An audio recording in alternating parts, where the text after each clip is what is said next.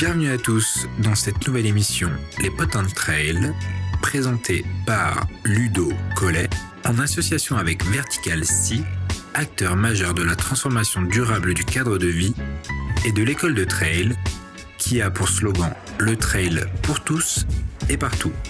Et comme les épisodes évoluent, nous sommes maintenant diffusés par Radio Mont Blanc. Bonne écoute. 20 ans. Oui, 20 ans que je sillonne la planète trail francophone. Des rencontres, des fous rires, des galères, des départs en pagaille, des heures sur le terrain, des remises de prix à ne plus en finir, des finishers hors délai, des émotions, des larmes et beaucoup de joie. Des in et surtout des off, des anecdotes, des commérages, des élites, des femmes d'élite, des collègues, des anonymes, les bénévoles, les organisateurs, les chronométreurs, les gars du son, les DJ, les photographes, les journalistes. Bienvenue dans Potins de Trail. Dans ce nouvel épisode de Potins de Trail, je suis très heureux de l'accueillir. Je suis vraiment heureux qu'il ait dit oui pour cette émission parce que quand je suis arrivé à l'UTMB en 2006, c'est lui qui était l'animateur leader, c'est lui qui amenait la joie, le bonheur, la bonne humeur de cet événement. Il m'a pris sous son aile et j'en suis très heureux. Si je suis devenu The Voice, la voix du trail, il m'a beaucoup aidé à poser ma voix, à respirer et ne plus la perdre, comme ça a été souvent le cas dans les 3 premières années. On a la chance d'accueillir Monsieur Pierre Le Marchal dans les bureaux de l'association Grégory Le Marchal. Bon Pierrot, comme j'ai pu le dire dans la présentation, je suis super fier d'être là. Vraiment content pour Potins de Trail de se retrouver ici à l'association Grégory Le Marchal, parce que pour moi tu fais partie de ces exemples. J'ai souvent dit, et je le pense sincèrement, j'ai un grand frère. Et ce grand frère, il s'appelle Pierre Le Marchal. Merci en tout cas d'avoir accepté mon invitation. Bah écoute, c'est avec plaisir mon Ludo. Bah, avec plaisir, j'étais content que tu me sollicites pour ça, parce que voilà. J'espère que tu as 6-7 heures devant toi, parce qu'on a pas mal de choses à se dire. C'est pas faux, mais tu vois, quand j'ai voulu créer ce podcast avec mon frère, avec Lanlan, avec Andy, tu faisais partie des premières personnes dans ma tête à qui je pensais, parce qu'on a tellement vécu de in, mais tellement de off, que ça me paraissait important que dans la première année, je démarre avec toi. Alors, tu prends un peu de temps pour nous. Tu sais que j'ai une grande admiration pour ce que tu réalises avec ta douce, avec ta fille, avec toute l'équipe autour. C'est quoi l'actualité en ce moment de l'association Grégory Le Marchal ? Bah, c'est une activité qui ne cesse d'augmenter, quoi. On est à la fois heureux de tout ce qu'on amène, du sourire qu'on apporte aux gens qui sont atteints de mucoviscidose. Et puis beaucoup d'activités. Je crois qu'on n'a pas arrêté. Ça fait 17 ans maintenant, plus de 17 ans qu'on a monté cette association. Déjà 17 ans que Greg nous a quittés. Et voilà, on est parti pour s'occuper des autres. Et c'est ce qu'on fait depuis 17 ans, avec plein d'idées, avec plein de... Mais il a fallu nous freiner aussi, parce qu'on partait un petit peu dans tous les sens. On s'est bien posé pour faire cette association. Et c'est pour ça qu'elle est encore là aujourd'hui, qu'elle perdure. Et surtout, on est à une échelle nationale, mais on reste une association familiale. Je sais que toi, ça doit te plaire, parce que c'est un peu aussi comme ça, ton état d'esprit il est un peu aussi comme ça. Certes, on fait beaucoup de choses, mais s'il y a ce côté proche, un petit peu, ce côté de valeur humaine importante. Donc ça reste une association de famille, en fait, avec Laurence, avec Leslie, avec tous ceux qui nous entourent ici. Mais en même temps, on développe ça au niveau national, et voilà, on apporte beaucoup de choses, tant dans la recherche, dans la rénovation des CRCM, qui sont des centres qui s'occupent des gens atteints de mucoviscidose dans les services hospitaliers, dans le don d'organes, puisqu'on fait beaucoup de choses aussi pour le don d'organes, les gens atteints de mucoviscidose passent souvent par une transplantation pulmonaire. Donc on s'est occupé du don d'organes en général. Et puis cette maison qu'on a construite, qu'on a pensée il y a 11 ans en arrière, et qui existe aujourd'hui du côté de Rueil-Malmaison. Et j'arrive pas à trouver ce moment. Depuis le temps que tu m'en parles, on a des vies tellement à droite, à gauche, que j'arrive pas à trouver ce moment où je veux voir cette fierté que tu me fasses découvrir pièce par pièce cette ouais. maison. Tu m'as montré les plans, tu m'en as parlé pendant longtemps, pendant que c'était un rêve. Il a fallu accumuler de l'argent grâce aux dons de tous, grâce aux concerts, on en reparlera, mais il a fallu mettre des sous de côté jusqu'au moment où vous avez pu acheter ce terrain et construire, quoi. Ouais, et puis beaucoup aidé par TF1 aussi, avec des émissions qu'on a eues qui nous ont permis de récolter de l'argent, et on a pu bâtir cette maison, mais sans savoir trop. On avait des idées bien précises, mais en même temps on partait un peu dans tous les sens, donc il a fallu se faire coacher, comme on dit, on aime bien ce terme dans le milieu du sport, coacher, un coach de vie, un coach organisationnel en fait, pour nous dire attention, ne partez pas dans tous les sens, allez point par point. On a écouté cette personne, et ce qui fait qu'aujourd'hui cette maison, elle est absolument admirable. Les retours que l'on, parce que maintenant on a l'expérience un petit peu depuis novembre 2021 qui a été date où on a ouvert la maison. Et là, on amène des choses impeccables. C'est une maison qui s'occupe en fait de la personne, qui s'occupe pas du malade. Le malade, l'hôpital s'en occupe, très bien d'ailleurs, mais nous on s'occupe de la personne. Et comment avec des nouveaux traitements, puisqu'il y a des nouveaux traitements qui arrivent, qui certes ne sont pas la guérison, mais qui améliorent de manière assez conséquente les capacités pulmonaires des uns et des autres. Nous, on s'occupe de ce qui se passe dans leur tête, parce que c'est un tsunami psychologique un peu. Donc on s'occupe de la confiance en soi, du bien-être, de comment on se sent au niveau personnel, relationnel, professionnel. Parce que c'est, ok, maintenant on me donne des années de vie supplémentaires, mais qu'est-ce que je fais de ma vie là ? J'ai jamais été préparé à ça, moi. Au secours. Et on a anticipé ça, et c'est ce qu'amène cette maison. Elle est complètement innovante, à tel point qu'ils ne savent pas, l'ARS par exemple, ne sait pas dans quelle case nous mettre. Et ça nous fait un peu sourire. Mais je comprends, parce qu'elle est complètement innovante. C'est sans doute la seule maison qui existe en Europe, voire même dans le monde, avec ce qui se passe à l'intérieur. Mais on n'a pas fait ça pour battre des records, tu me connais, je ne pas pour ça. C'est un réel besoin vraiment pour les gens qui souffrent de mucoviscidose. Et c'est une totale réussite. Donc avec tout ça réuni, avec une équipe somme toute moyenne en fait, on n'est pas une multinationale. J'ai 8 salariés dans l'association pour l'instant, pas plus. Puis j'en veux pas plus, peut-être 10, mais pas plus. Mais on a ce grain de folie en même temps, mais surtout de retour que l'on a par rapport à ce qu'on doit donner aux gens, qui est absolument exceptionnel. Alors, il y a encore plein de choses à faire. La maison ne tourne pas plein pot encore, mais tout se met en place parce que c'est comme tout ce qui est innovant, il faut, tu vois, pour faire référence à l'UTMB, comment on a démarré l'UTMB avec la famille Poletti et ce que c'est devenu, tout ça se met en place. Ça, c'est un peu pareil, tu vois. C'est un peu pareil, ouais. On est toujours en train de construire. Et voilà. Écoute, on est à la fois fatigué parce que c'est vrai que c'est beaucoup de temps, beaucoup de déplacements, mais à la fois heureux parce qu'on sait ce qu'on amène aux gens. Et le retour que l'on en a, c'est exceptionnel. On va pas révolutionner non plus le monde, mais on amène notre pierre à l'édifice qui fait qu'on arrive à des choses exceptionnelles. Ouais. Vraiment. Tu sais, dans la vie, la vie est faite plein de hasards, et puis pour se construire, et notamment pour moi, on a besoin de mentors, de gens qui t'inspirent. Et c'est vrai qu'en 2006, quand tu m'as ouvert les portes de l'UTMB, assez vite, c'est devenu une évidence entre nous deux. Et puis, on a travaillé ensemble cette première année et ça s'est merveilleusement bien passé. Il se trouve que dans l'année qui a suivi, malheureusement, Grégory est parti. Et j'aurais aimé, comme beaucoup, le rencontrer parce qu'il avait une telle aura, comme son papa d'ailleurs. Tu te serais bien entendu avec lui, toi. Ouais. Et ça fera partie des regrets de ma vie, mais j'y peux rien, c'est la vie qui est comme ça. Et la première claque que je prends à tes côtés, en étant loin derrière, qui est pas forcément un moment agréable, puisque c'est la sépulture de Greg. Et là, je te vois dans l'église prendre le micro et lire un texte qui restera à jamais dans ma vie, dans ma tête. Et là, je prends une première claque d'admiration, malgré ce moment qui est difficile. Et je me dis, mais quelle stature ce mec, quelle stature. Et là, je me dis, waouh, j'ai de la chance de pouvoir le côtoyer. J'aurais pas vu Greg, mais je sais que Greg avait beaucoup d'admiration pour sa famille et son papa, et je comprends pourquoi. Et comme tu avais aussi de l'admiration en le suivant pendant les concerts, puisque tu as toujours été avec lui.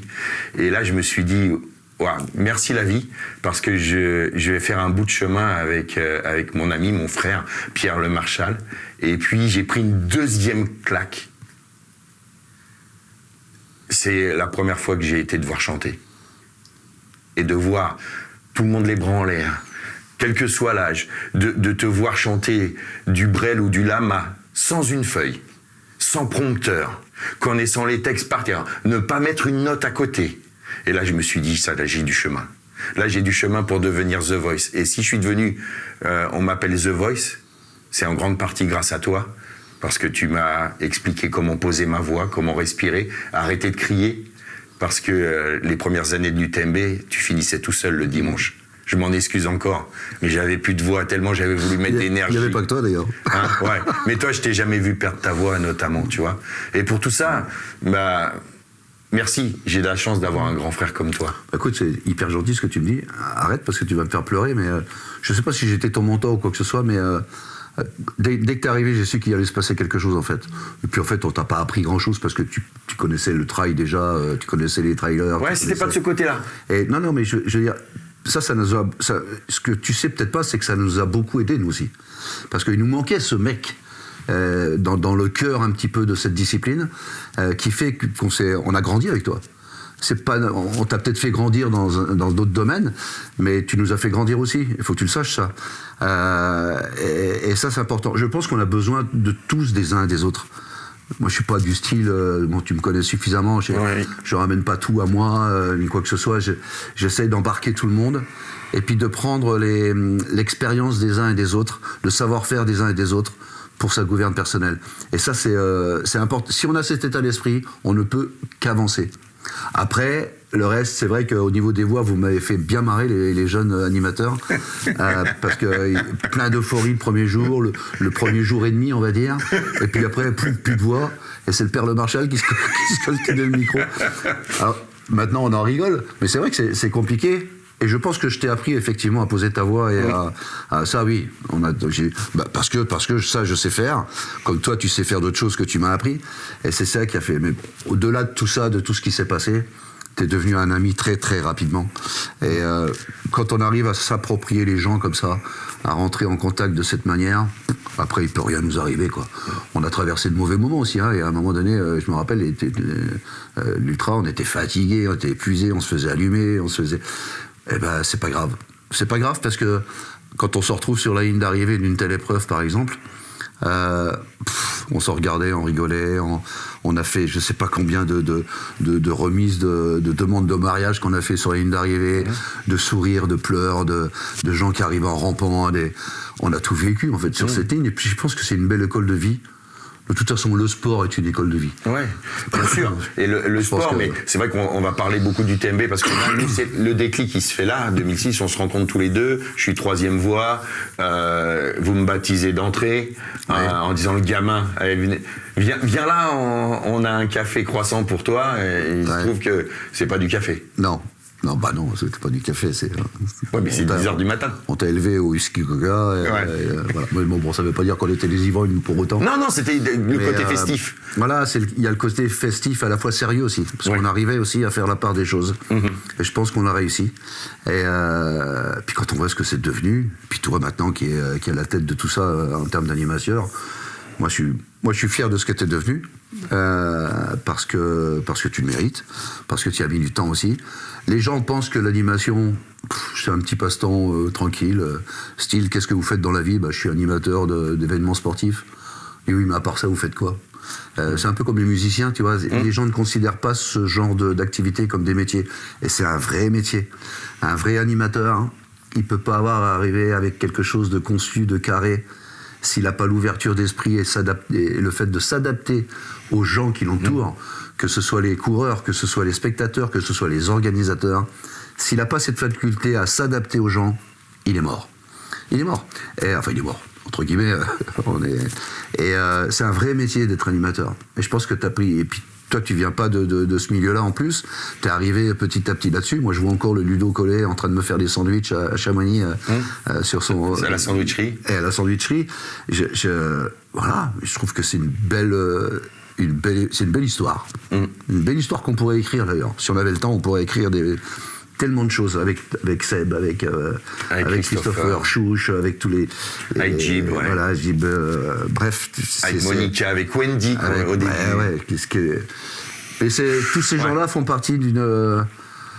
je peux avoir la prétention de dire que ces gens-là font partie de ma famille, même si on se voit pas souvent, on s'appelle pas souvent, mais on est toujours là. Je sais que moi, si je t'appelle, je sais que si j'ai un souci, tu viendras et vice versa. Voilà, il n'y a pas que cet UTMB.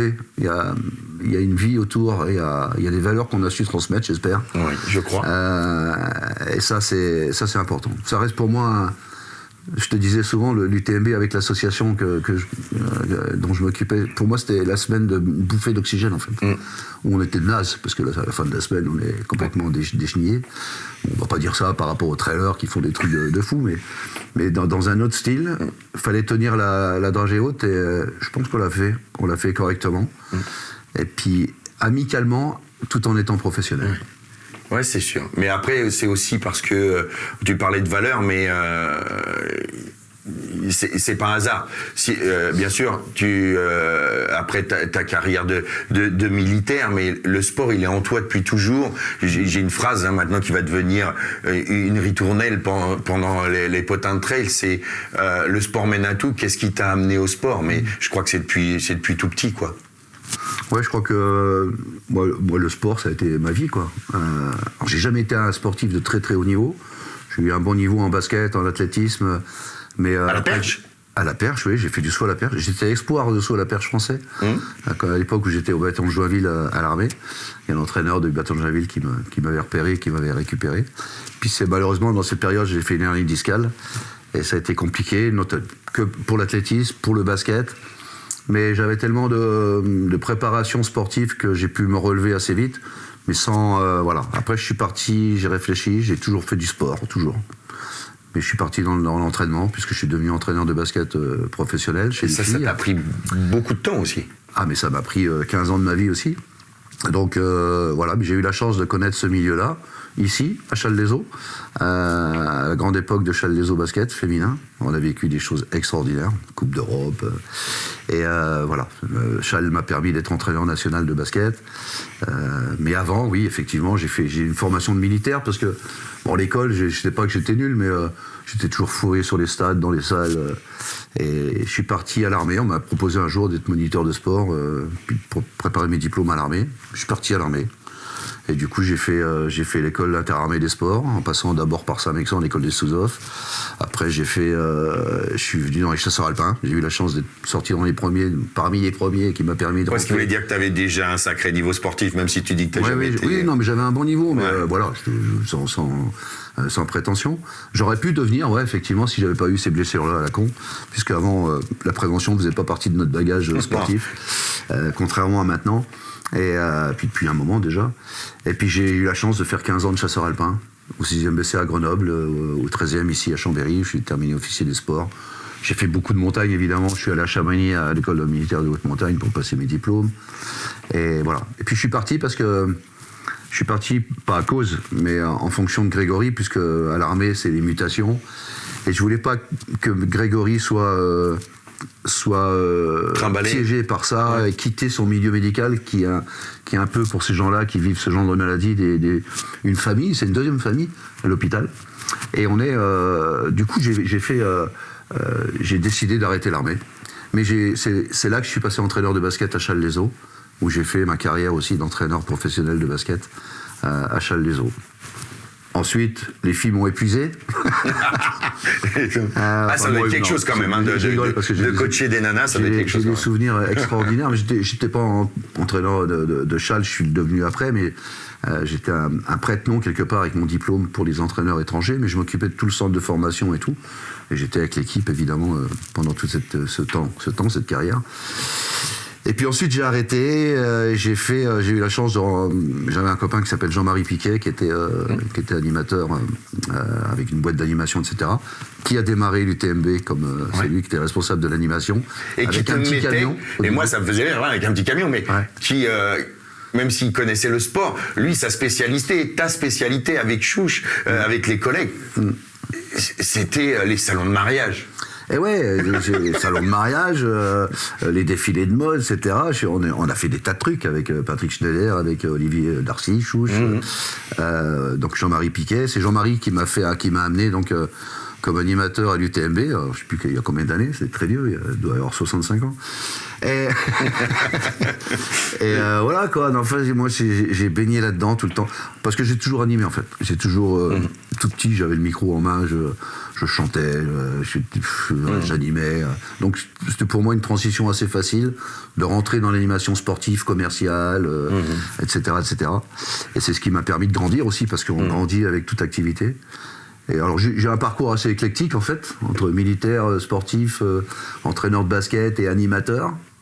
J'ai jamais gagné beaucoup d'argent, mais qu'est-ce que j'ai été heureux dans ma vie. Et j'ai fait tout ce qui me plaisait en fait. Je pense que c'est l'ADN. Bon, gagner sa vie c'est normal, mais voilà, j'aurais pu rester entraîneur de basket. On me demandait à Bordeaux, à Versailles. C'est l'époque où le basket féminin devenait vraiment professionnel. J'aurais pu gagner de l'argent à ce moment-là. Mais toujours par rapport à Greg, j'ai préféré privilégier la vie de famille. Pour moi, c'était important. Et je regrette absolument pas de tout ce que j'ai fait, parce que ça me... Et c'est pour ça que je te dis, le sport, en règle générale, m'a fait grandir. Pour moi, c'est l'école de vie. C'est un peu, dans un autre style, le théâtre. Faire du théâtre, c'est une grande école de communication, d'aisance. D'aisance orale, d'aisance... voilà. Pour moi, c'est important que tous les jeunes puissent passer par ce genre de choses. Ouais. Et c'est vrai que moi aussi j'ai pu apprendre de tout ça parce que bien sûr nous on parle beaucoup de l'UTMB, c'est là où on s'est connus, mais tu m'as emmené faire le Tour de France pour la promotion du triathlon chez les enfants. Et là on en a essuyé des plâtres. Et là moi je crois que j'ai vraiment appris mon métier avec toi, à faire ces tournées, à monter, démonter les villages, à ne pas dormir la nuit, à avoir le sourire le lendemain matin, à avoir une sono qui marche pas, du courant, plus de courant, des piscines qu'on n'a pas eu le temps de monter parce que l'eau elle sortait verte, enfin voilà, tellement de choses, mais on a vécu là des moments mais de fou rire et des moments de difficulté et de rire. Ah, mais merci. C'est vrai que c'était une période que voilà, je ne regarde pas que des bons souvenirs non plus, mais c'est vrai que ça nous a appris aussi beaucoup de choses. Mais c'était une belle organisation grâce à nous parce on a raccordé pas mal de choses, tu te rappelles? Oui, je me rappelle. Et c'est vrai que faut toujours ressortir le positif. Ah mais moi c'est ça que je ressors. Même quand il y a des choses qui se passent pas, il faut toujours ressortir le positif. Grâce à des gens qui nous ont mis en place aussi. Je les nommerai pas là, mais je crois que c'est important. Et c'est vrai que quand tu me parles de ça, on a fait de ces trucs, mais... Ah oui, moi j'ai découvert le Nord avec toi, qui est issu du Nord. Des moments fantastiques avec des enfants, malheureusement, où il y avait peu de moyens, pas de piscine, donc ils savaient pas nager. Donc pour apprendre le triathlon, on partait sur du duathlon. Mais moi, ça m'a construit. Bon, même si j'ai 2 brevets d'État, il y avait une façon de coacher, mais aussi d'animer, et c'est un mélange de tout ça. Je crois aussi ce qui fait Pierre Le Marchal, c'est ça, c'est que tu mets Pierre Le Marchal, tu mets ses statuts d'entraîneur, de connaissance de la montagne, sa facilité, parce que je le redis, même si les médias à l'époque ont dit oui, Pierre Le Marchal veut chanter pour faire comme son fils, patati patata. Non. Si vous regardez bien, Greg avait le même mimétisme de ce que son papa, la même stature. Mais bien sûr, Pierrot chantait déjà bien plus tôt que Greg. Et du coup, c'est cette alchimie. Tu secoues tout. Et ça donne Pierre Le Marchal, quoi. Et l'amour qu'il a pour les autres, pour l'association. Bien sûr, Grégory, on en a, malgré la peine, on s'est dit souvent tous les deux que il était venu sur cette terre pour passer un message. C'est l'ange.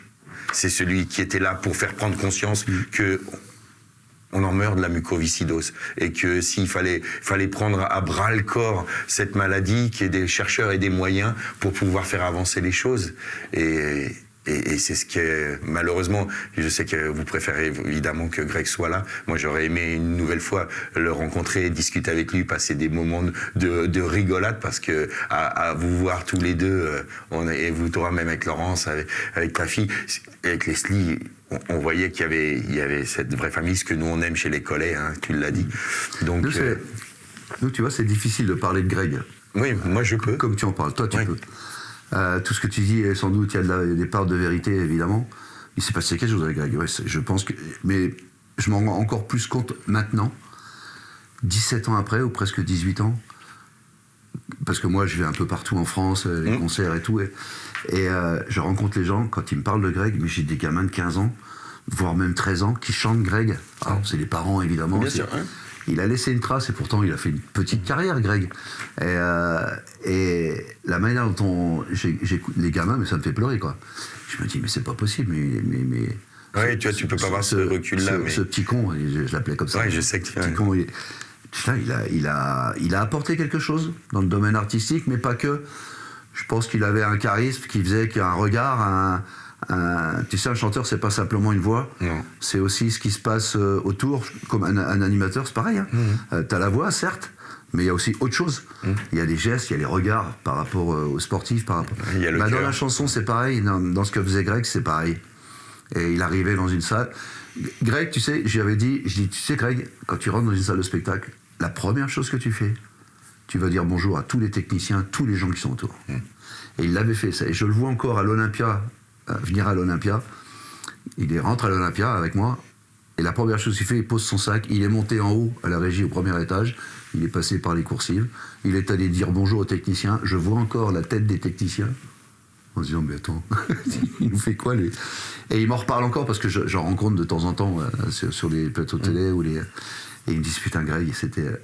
Tu vois, il avait ce truc et en même temps, il avait un tel aura que voilà, ça, tout passait, quoi.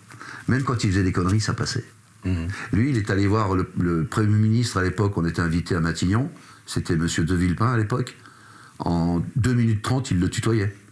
Il tutoyait tout le monde, mais c'était pas insolent. C'était jamais mal pris. Ouais.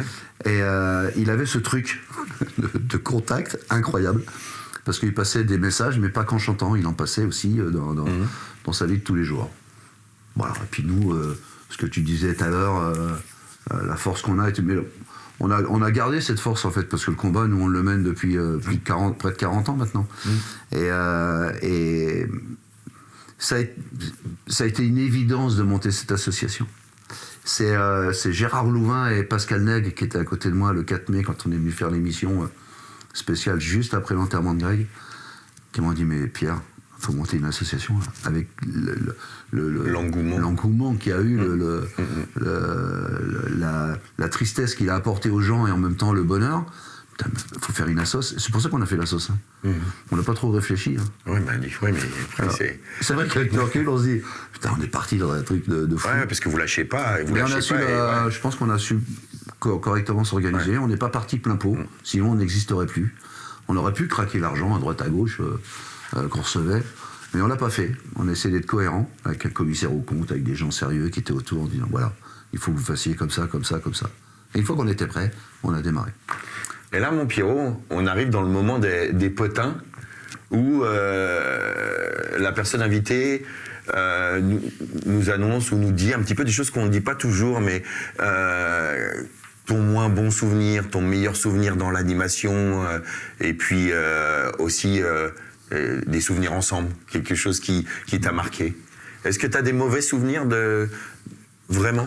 Bon, c'est peut-être des mauvais souvenirs, on va dire, sur le moment. Alors, c'est pas des souvenirs, tu me diras, mais c'est vrai qu'on a des absences, des gens qui n'étaient pas là, des gens qui étaient en retard, des gens qui étaient...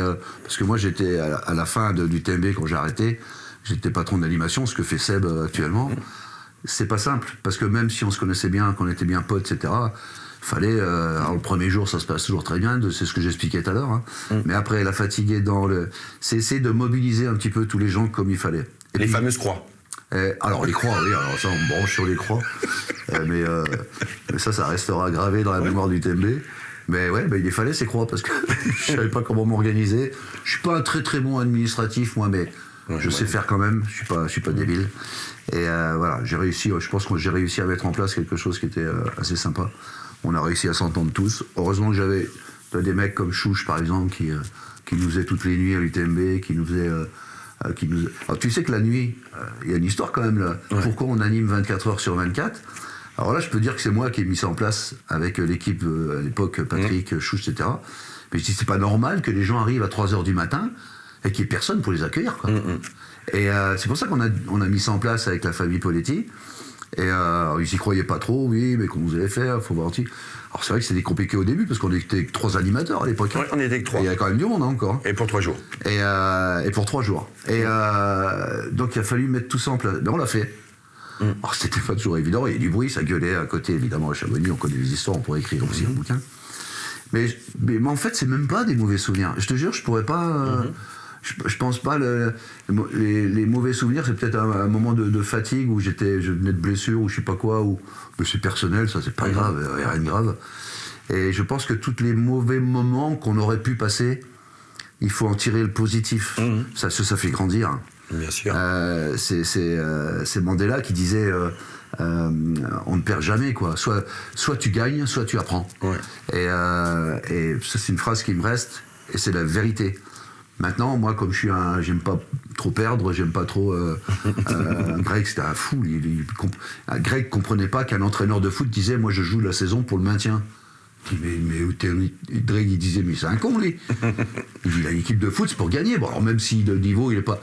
Mais il peut gagner. Il commence à dire, je vais pour le maintien. Alors, c'est bon, quoi.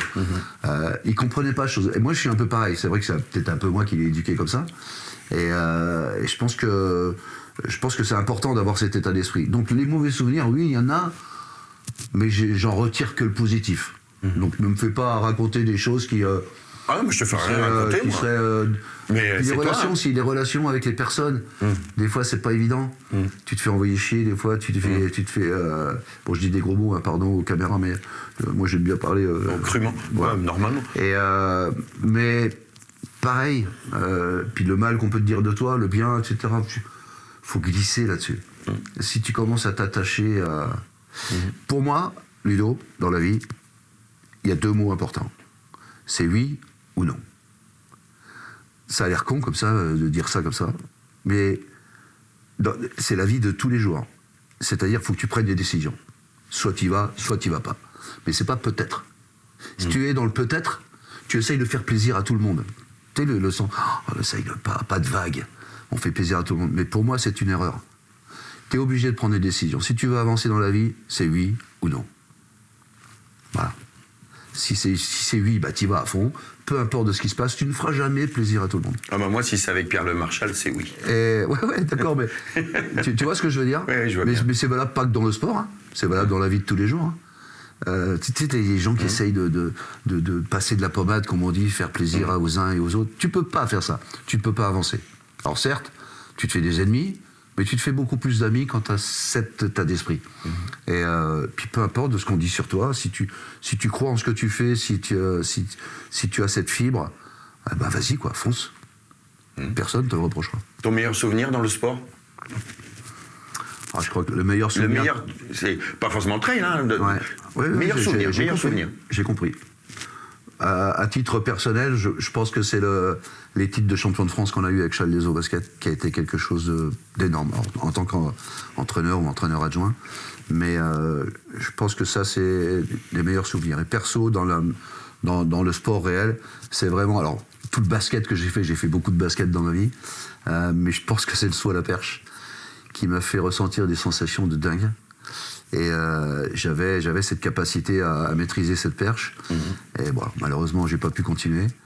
Mais je crois que, voilà, en termes d'activité, je crois que c'est la plus belle chose. Et puis aussi, l'apprentissage de la montagne, quand je suis rentré dans les chasseurs alpins, parce qu'il suffisait pas je suis rentré dans les chasseurs alpins.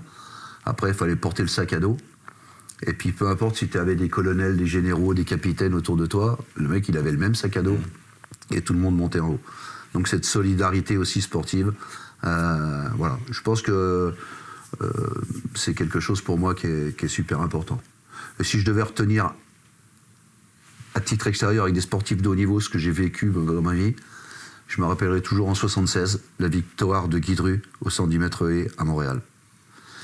Je me rappelle fortement parce que le lendemain, j'ai fait connaissance d'une personne qui s'appelle Laurence. Ouf. Et je l'ai épousée, elle est toujours ma femme aujourd'hui, et je l'ai voilà, je dis ça avec Laurence parce que ce moment de Guy Dru, moi j'étais à fond attelé, où il est champion olympique à Montréal, en 76, c'était énorme. J'étais pas né.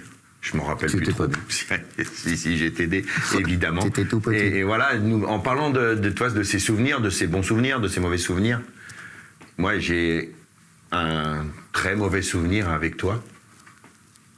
Mais paradoxalement, c'est un des moments les plus durs de ma carrière de speaker en 2017, quand j'ai eu mon problème cardiaque sur la ligne d'arrivée de l'UTMB. Bizarrement, à ce moment-là, moi, je me rends pas compte de la gravité. Je me sens pas bien. Mais je me sens pas inquiet parce que tu es à côté de moi. Parce que tu es là. Et quand on était ensemble, on est indéboulonnable, quoi, toi, sur la ligne. Et je me rendais pas compte que c'était si grave. Et c'est toi qui finis, à force que je te dise, tu me dis, mais Ludo, ça va? Non, ça va pas. Mais Ludo, ça va? Non, ça va pas. Je m'assois, je me lève, et t'appelles les secours, et puis voilà, on c'est vrai qu'il nous a fait peur. Alors tu vois, tu me parlais des mauvais souvenirs, c'en est un celui-là. Ouais. Mais je l'ai gardé aussi positivement. Ouais. C'est-à-dire que ça t'a fait du bien aussi à toi. Quelque part. Pourquoi ? Parce que t'es allé trop loin. T'es allé trop loin dans tes démarches d'animateur, de vouloir être là, etc. Et ça aussi, ça t'a fait grandir. Ouais. Il fallait peut-être ce coup de poignard. Ce coup de poignard dans ton corps, dans ta poitrine, pour comprendre les choses et analyser. Et depuis, je pense que bon, t'as dû avoir des moments de fatigue aussi, mais tu nous as fait peur. Je t'appelais souvent à un moment donné, t'étais en soins, etc. Tu nous as fait peur, mais là aussi, il faut que tu gardes le côté positif. Parce qu'à un moment donné, le corps, il parle. Et c'est un peu comme les trailers, hein, les gens qui font ces trucs-là, là, c'est un truc de fou ce qu'ils font. Ouais, c'est sûr. Bon, moi, j'ai jamais fait ce qu'ils ont fait, mais j'ai fait beaucoup de crapahutes en montagne, en chasseur alpin, etc. Je sais ce que c'est que la montagne. Je sais dire que c'est pas nous qui commandons, c'est la montagne, c'est la nature. On le sait bien, et maintenant, on peut le savoir encore plus. Et ça, c'est important. Mais c'est vrai que ce moment-là a été particulièrement dur pour tout le monde, et en même temps enrichissant. C'est bizarre ce que je dis. Hein. Ouais, non, mais ça m'a... Tu le ressens peut-être pas comme ça. Ah, c'est pas un bon moment parce que j'ai pas pu continuer à accueillir les gens. Et j'ai pas pu accomplir ma mission. Mais tu as pu quand même comprendre que tu n'étais pas seul. Non. Et que le côté indispensable n'existe pas. Le côté important, oui, évidemment. Mais que c'est ça une équipe aussi. C'est ça une équipe. Il faut, y a les autres à côté, il faut qu'ils prennent le relais. Alors, ce sera peut-être pas du même niveau, mais ça va rentrer dans le contexte. Et puis finalement, ça reste pas un bon souvenir, je vais pas te dire ça à toi, mais quelque chose de très fort qui nous a fait tous avancer. Ouais, ça fait partie des... C'est pour ça que, je te remercierai jamais assez de... souvent, les coureurs m'écrivent et me disent « Merci pour ce que tu es ». Mais moi, j'ai envie de te dire la même chose. Parce que merci pour ce que tu es. J'ai toujours eu... Tu as toujours besoin de gens, comme je le disais au début, de mentors ou de gens qui t'inspirent. Et moi, dans toute ma vie, j'ai toujours eu besoin de cadres parce qu'il y a eu un moment où notre papa n'a pas pu faire le taf pour plein de raisons. Et voilà, tu fais partie de ces personnes, même si je te considère comme un grand frère, parce que tu pourrais pas être mon père, mais ça en est pas loin. Et je te remercie pour ça. Ça, c'est pas très gentil ce que tu me dis, mais bon, j'ai l'habitude avec l'équipe. Ben oui, on t'a souvent taquiné. Hein. Dès que j'ai arrivé à 50 ans, je me rappelle les coups dans la gueule que j'ai pris. Les 60, je t'en parle même pas. Ouais. Et dès que j'ai été papy, alors là, les Christopher, les Seb, les Ludo, vous allez te donner à cœur joie. Mais c'était bon enfant et ça me faisait bien rire. Et à un moment donné, j'ai eu la lucidité aussi de me dire, Pierre, il faut que tu arrêtes. Il faut que tu arrêtes parce que d'abord, moi, je suis pas du style à m'accrocher, style Aznavour, tu sais, à 92 ans en train de chanter. Et dans l'animation, c'est pareil. Enfin, dans toutes les activités, c'est pareil. À un moment donné, il faut dire stop. Il faut dire stop parce qu'il faut que tu comprennes qu'il y a des gens derrière qui sont bien meilleurs que toi maintenant parce qu'ils connaissent beaucoup plus de choses, puis ils sont jeunes, puis nous, on n'évolue pas en même temps que ces gens-là. Et je me suis dit, là, il faut que tu arrêtes. Tu resteras toujours en contact avec tous ces gens-là, mais voilà, ne prends plus le micro sur ce genre de choses. C'est plus pour toi. Puis j'avais peur aussi de perdre la fibre, de me dire, putain, fait chier, il faut encore que j'anime. Et je me suis toujours dit que si un jour, quelle que soit l'activité, d'ailleurs c'est aussi une école de vie, de se dire, quand on en a marre de faire quelque chose à répétition, faut arrêter. Faut arrêter. T'as mis quelque chose en place, il y a des gens qui arrivent derrière, ils sont là, ils assurent. Maintenant, tu les regardes, tu les applaudis et tu te reposes. Alors moi, j'ai pas fait ça pour me reposer parce que Ah bah non. j'ai surtout fait ça Je savais pas comment pour. tu faisais pour avoir déjà 2000 vies. Donc. Ouais, j'ai surtout fait ça pour l'association, mais quelque part, j'ai eu cette lucidité de me dire, allez-y. Je sais que ça, Catherine et tout ça, ils voulaient absolument que je reste et tout, mais je pense que j'ai eu cette démarche lucide, on va dire. Et ça ne m'empêche pas de revenir aux 20 ans comme j'étais. Ça ne m'empêchera peut-être pas de venir encore cette année vous faire chier sur la ligne d'arrivée, à boire un génépi avec vous tous. Ah non, jamais. Oui, enfin, peut-être. Bon, enfin, après, après, on ne sait pas, en fait. Non, mais franchement, j'ai de ces souvenirs de dingue de Chris, du bivouac, il y a tout à quelque chose autour qui faisait. Le QG, c'est. Voilà, Chamonix, c'est un peu ma deuxième maison, même si je n'y vais pas souvent. Mais je sais que quand je vais là-bas, je me sens pas chez moi, mais presque. Je m'y sens bien. Ouais. Voilà. Bah, merci en tout cas. Merci mon Pierrot, une nouvelle fois, merci pour tout. Sache que tu le sais, de toute façon, tu nous manques. Déjà 2 sont partis dans l'équipe, hein, toi et puis Christopher. Le 3e sera sûrement moi, et puis après, ça sera place aux jeunes. C'est la logique des choses. Je pense que j'ai encore un petit peu de choses à apporter, mais... Ce moment de partir... Ah, c'est dur, moi, je t'admire. Hein. Ne se prépare pas. Il va venir tout seul. D'accord. Tu vas arriver un matin, ou tu vas prendre le micro, tu vas dire, putain... Et ben, quand on arrive là, c'est quelque part manquer de respect pour les gens que tu vas animer, ou le public. C'est là qu'il faudra que tu te poses des questions. Faut pas s'accrocher. D'abord, tu es capable de faire beaucoup d'autres choses, puis tu peux rester dans le milieu en faisant autre chose. Mais pour l'instant, c'est pas d'actualité, évidemment. Mais réfléchis bien à ça aussi. C'est valable pour tout le monde de dire à un moment, c'est bon, stop. Je prendrai juste un exemple. J'adore un mec qui s'appelle Michel Sardou, mais j'irai plus le voir en concert. Bon, d'abord, il a fini, mais la dernière tournée qu'il a fait, là, j'ai bien eu raison de ne pas aller le voir. Voilà. Merci, grand frère. Merci à toi. Merci d'avoir accepté l'invitation des potins de trail. Tu seras toujours là et toute l'équipe, tous les gens qui sont dans ce milieu seront toujours dans mon cœur. Voilà. Merci à toi. Mon Pierrot. Merci d'avoir écouté les potins de trail présentés par Ludo Collet, à nos partenaires Vertical Sea et l'école de trail pour leur confiance, à Mathieu Fourrichon pour la réalisation du logo, à Aurélien et Sandy Collet pour la partie technique, à Livio Boulanger pour le mix de ces épisodes, et à notre nouveau diffuseur Radio Mont Blanc et à tous les intervenants de la saison 1. À très vite pour de nouveaux potins.